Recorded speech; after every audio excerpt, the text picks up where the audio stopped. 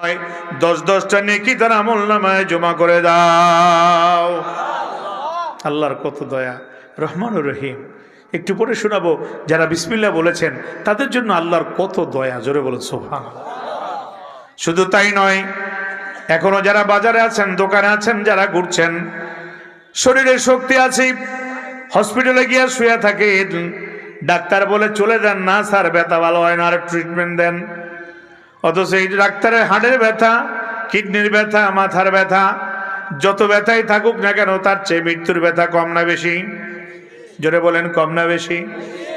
দুনিয়ার মানুষ সামান্য ব্যথা কমানোর জন্য আপনি চলে গেলেন হসপিটালে, চলে গেলেন ভারতে, ওই ব্যথা কমানোর জন্য চলে গেলেন আপনি কোথায়? সিঙ্গাপুরে, অনেক দেশে চললেন, কিন্তু আপনার মৃত্যুর যন্ত্রণা অনেক বেশি। ওই মৃত্যুর যন্ত্রণা মাফ হবে এই জান্নাতের বাগানে বসলে, জোরে বলুন সুবহানাল্লাহ। এই বাগানে আসবে গুনাহগার, আসবে বড় বড় পাপী।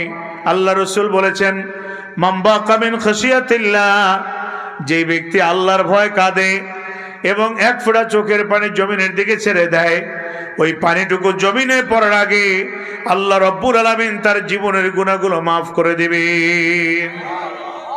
আল্লাহ ক্ষমা করতে চান, কিন্তু আমরা যারা গুনাহগার, ক্ষমার জন্য দ্রুত ক্ষমার জায়গা আসতে পারি না। এই জন্য মা বোনদেরকে বলবো, যারা মাইকের আওয়াজ শুনতে পান, আপনারা নামাজের বিছানায় বসুন, আর আপনাদের ছেলে স্বামী যারা আছে তাদেরকে জান্নাতের বাগানে পাঠিয়ে দিন। কি লাভ হবে? আল্লাহ নবী ঘোষণা করেছেন, গুনাহগার মানুষগুলো যখন ওয়াজের মাহফিলে আসে, আল্লাহ রাব্বুল আলামিন খুশি হয়ে তার গুনাহগুলো মাফ করে দিবে।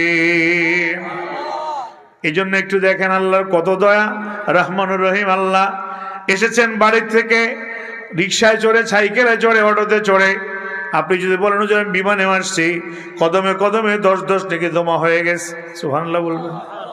শুধু তাই নয়, আল্লাহ নবী ঘোষণা করেন, এই মানুষগুলো যখন মাহফিলে গেটে আসছে, ময়দানে ঢুকবে, আল্লাহ তখন বলবে, ও ফেরেশতারা দাঁড়াও, আমার এই বান্দা পাপী গুনাহগার, আমলনামাটা একটু খোলো, দেখি কি পরিমাণ সওয়াব তার জমা হয়েছে।